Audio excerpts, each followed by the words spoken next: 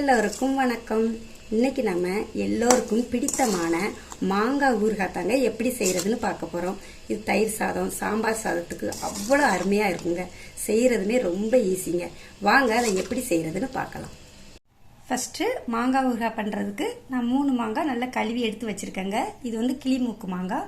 உங்கள்கிட்ட எந்த மாங்காய் இருக்கோ நீங்க அதை யூஸ் பண்ணிக்கலாம். இப்போ இதை பொடிசா கட் பண்ணி எடுத்துக்குவோம். அவ்வளோதாங்க, மாங்காய் எல்லாமே நல்லா கட் பண்ணியாச்சு. இப்போ ஊறுகாய்க்கு தேவையான மசாலாவை ரெடி பண்ணிக்கலாம். ஃபர்ஸ்ட் ஒரு கடாயில் 2 ஸ்பூன் எண்ணெய் ஊற்றிக்கலாம். எண்ணெய் நல்லாவே சூடாயிருச்சுங்க. இது கூட ஒரு துண்டு காயத்தை நான் சின்ன சின்ன பீஸாக பொடிச்சு எடுத்திருக்கேன். அதையும் இது கூட சேர்த்துக்கலாம். கூடவே 1/2 ஸ்பூன் வெந்தயம், கொஞ்சமாக கருவேப்பிலை.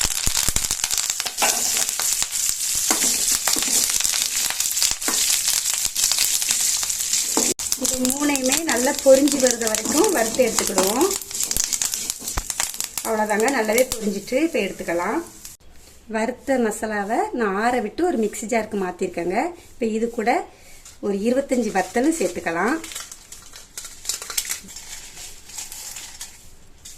நான் வெயிலில் நல்லா காய வச்சு எடுத்துருக்கேங்க. காம்போட தான் சேர்த்துருக்கேன். இப்படி செய்யும்போது ஊறுகாய் நல்ல டேஸ்ட்டாக மணமாக இருக்குங்க. உங்களுக்கு இது முடியலைன்னா கூட நீங்கள் வத்தலை இது மசாலா கூடயே வறுத்துனாலும் சேர்த்துக்கலாம். இது எல்லாத்தையுமே நல்லா பவுடர் ஆக்கி எடுத்துக்குவோம். பாருங்க, இந்த அளவுக்கு திரிச்சு எடுத்திருக்கேன். ஸ்பூன் அளவுக்கு 6 ஸ்பூன் கல் உப்பு எடுத்துருக்கேங்க. இப்போ இதையும் போட்டு திரிச்சிக்கலாம். அவ்வளோதாங்க, மசாலா சூப்பராக ரெடி ஆயிடுச்சு. இப்போ ஊறுகாய்க்கு தாளித்து எடுத்துக்கலாம். ஸ்டவ் ஆன் பண்ணி ஒரு கடாயை வச்சுருக்கேங்க. தேவையான எண்ணெய் சேர்த்துக்கலாம். நான் நல்லெண்ணெய் தாங்க சேர்க்குறேன். எண்ணெய் நல்லாவே சூடாயிருச்சுங்க.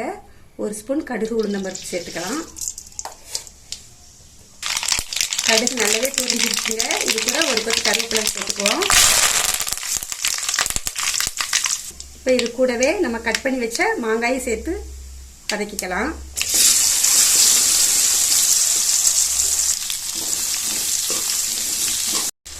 மீடியம் ஃப்ளேமில் வச்சு ஒரு 5 நிமிஷம் வதக்கிக்கோங்க. 5 நிமிஷம் ஆகுதுங்க. இப்போ நம்ம பவுடர் ஆக்கி வச்ச மசாலாவை இது கூட சேர்த்துக்கலாம்.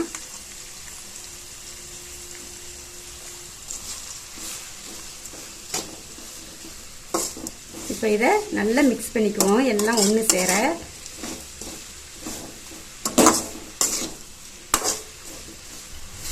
அவ்வளோதாங்க, மணமான மாங்காய் ஊறுகாய் சூப்பராக ரெடி ஆயிடுச்சு. கட்டி பெருங்காயம் இருந்தால் கண்டிப்பாக போடுங்க. அது இல்லைன்னா ஒரு 1/2 ஸ்பூன் பெருங்காயத்தூள் சேர்த்துக்கோங்க. அதே மாதிரிங்க வத்தலும் இப்படி காய வச்சு போடும்போது ஊறுகாய் ரொம்ப டேஸ்ட்டாகவும் இருக்கும், நல்ல மணமாகவும் இருக்குங்க.